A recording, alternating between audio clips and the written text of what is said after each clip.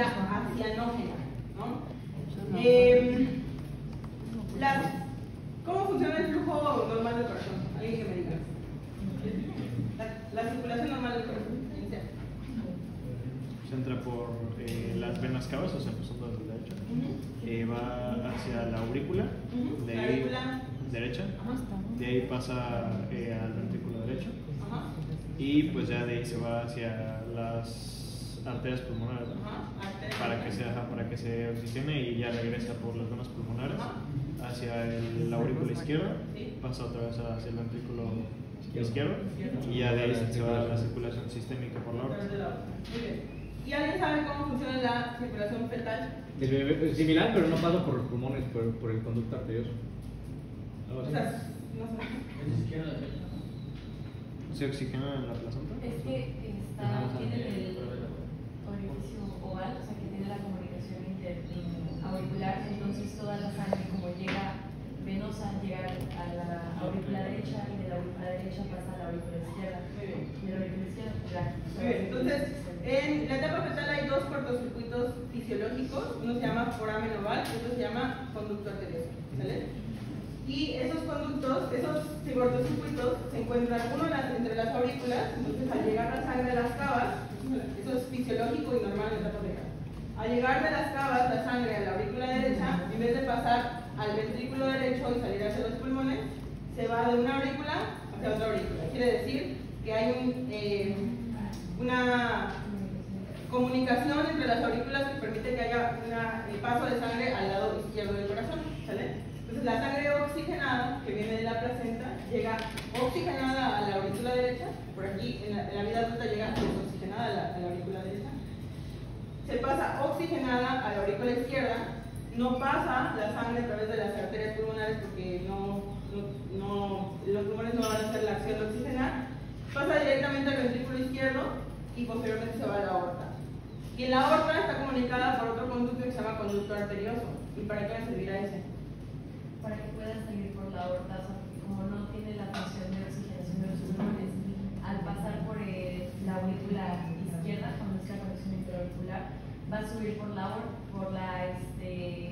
se sale por la aorta y se vuelve a comunicar entre esos dos vasos para que tenga esa circulación completa, ¿no? Más o menos. O sea, si yo no le mando nada de sangre a los pulmones, nada, o sea, porque si ahorita le está pasando la sangre directamente a la aurícula y luego a la aorta, si yo no le mando nada de sangre a los pulmones, pues los pulmones no se desarrollan, ¿no?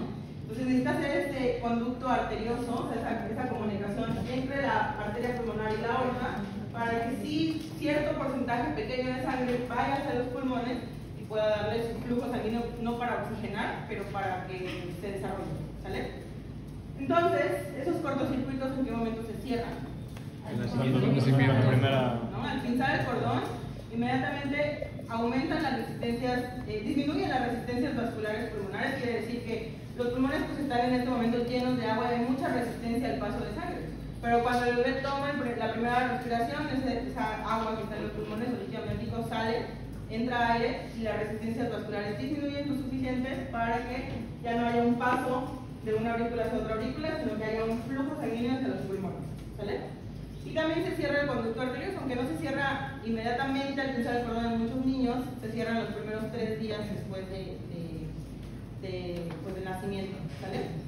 El foramen oval queda totalmente cerrado, que es un foramen que actúa como una válvula en la vida fetal y se cierra porque ya no hay paso de sangre, y el conducto arterioso queda como un ligamento, ¿sale? Entonces, eso es la circulación normal. Ahora, ¿qué pasa en las cardiopatías acianógenas? Entonces, en las acianógenas va a haber un cortocircuito que se persiste de izquierda a derecha. ¿Qué significa eso? Que va a haber una comunicación, puede ser entre las aurículas o entre los ventrículos o con la persistencia del conducto arterioso, que permite que la sangre ya oxigenada, que ya estuvo en los pulmones, ya pasó los pulmones, ya se oxigenó, regrese al lado derecho del corazón o al sitio no oxigenado. ¿Y qué va a pasar? Pues no va a causar cianosis porque sí hay una oxigenación correcta de la sangre, pero va a causar que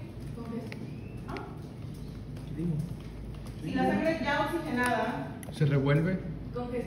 Congestión pulmonar, ¿no? Porque la sangre ya oxigenada pasa hacia el lado derecho nuevamente del corazón y entonces el flujo sanguíneo a los pulmones va a aumentar y va a ocasionar congestión pulmonar, ¿no? Entonces las cardiopatías acianógenas pueden ser o suelen ser de alto flujo pulmonar, significa que hay, o de hiperflujo pulmonar, significa que hay un flujo aumentado de los pulmones.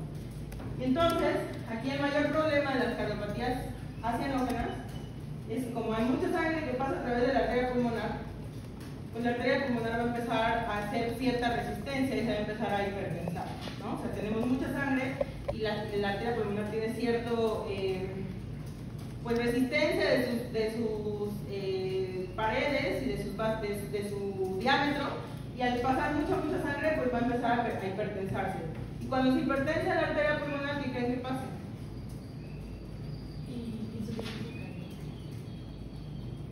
Sí, pero ¿cómo pasa la insuficiencia? Cuando hay hipertensión pulmonar, si esta arteria que deje de dejar que haya flujo continuo a los pulmones empieza a hipertensarse y a hacerse así como dura, ¿qué pasa? Ya no puede bombear el corazón.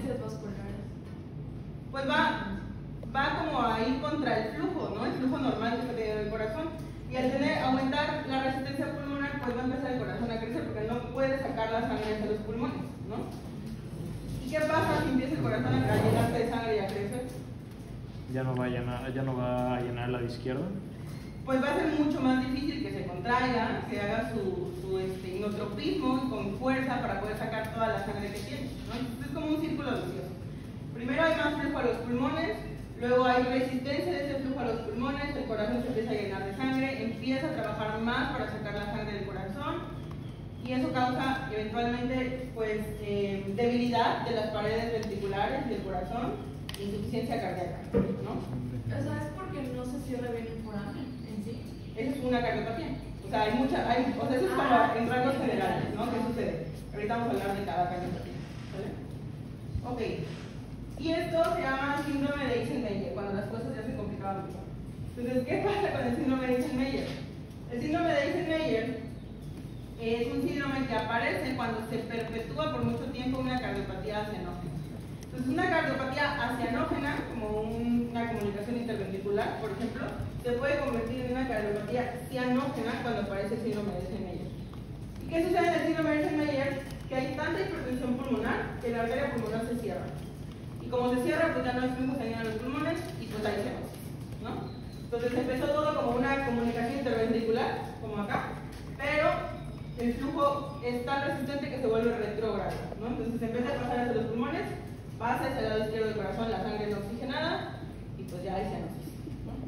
Entonces eso es muy complicado porque cuando las cardiopatías congénitas que usualmente se pueden operar, todas las acianógenas usualmente se pueden operar, pero cuando ya hay síndrome de Eisenmenger y ya hay mucha hipertensión pulmonar, si yo cierro este paso, ¿qué va a pasar? Ya no se oxigena en ningún Ya no hay sangre en ningún lado, ¿no? Porque ya no puede salir por acá, ya no puede salir por acá. Entonces, los niños que tienen síndrome de Eisenmenger tienen muy mal pronóstico porque no se pueden operar, porque si se operan se mueren, y no oxigenan porque pues no hay mucha resistencia pulmonar. Los niños que tienen síndrome de Eisenmenger se mueren, lamentablemente. Y el síndrome de Eisenmenger se desarrolla cuando dejamos pasar mucho tiempo de que ya diagnosticamos esto y no lo hemos operado. ¿Vale? Entonces, por eso que es muy importante el tiempo en el que se operan los niños. ¿Vale? Bueno, esa es cardiopatía acianógena.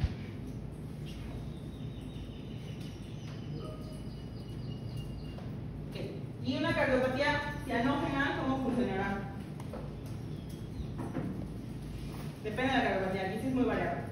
Pero lo que pasa es que hay un cortocircuito de derecha a izquierda. Entonces, en las acianógenas hay un cortocircuito de izquierda a derecha, en las cianógenas hay un cortocircuito de derecha a izquierda. ¿Qué significa eso? Que la sangre no oxigenada que está al lado derecho del corazón pasa al lado izquierdo del corazón sin oxigenarse, y pues es sangre mixta o desoxigenada que pasa al lado izquierdo y se distribuye en todo el cuerpo y causa cianosis. También puede ser por diferentes... De la cianógena es de derecha a izquierda y de la acianógena de izquierda a derecha. ¿Sí? Ok, entonces en la cianógena depende del grado de cianosis, ¿no? O sea, normalmente no puede estar nada oxigenada. Si no se oxigenaría nada, pues no es compatible con la vida. usualmente son oxigenaciones mixtas. O sea, si tú le tomas una saturación a un niño con una cardiopatía xenógena, va a tener desde 90% de saturación hasta niños que viven saturando 60%, ¿no? Y los niños que viven saturando 60%, pues obviamente tienen un chorro de dificultades para crecer, ¿no? Porque no hay oxígeno, tienen acropaquias, dedos pálidos de tambor, que es lo mismo, se ven azules, se ven así como, pues sí, como más morenitos, pero azules, ¿no? Y, ¿qué más? ¿Qué pasará si le tomo una biometría hemática a ese bebé? ¿Cómo se verá?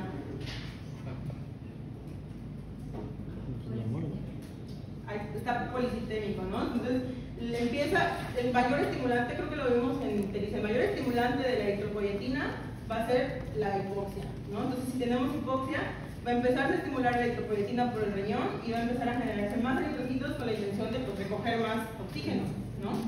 Entonces, al recoger más oxígeno, cuando le tomamos una VH, estos niños tienen 20 de hemoglobina, 22 de hemoglobina, 25 de hemoglobina, que es un montón, ¿no? ¿Y eso qué pasa? ¿Qué creen que pasa cuando hay policitemia?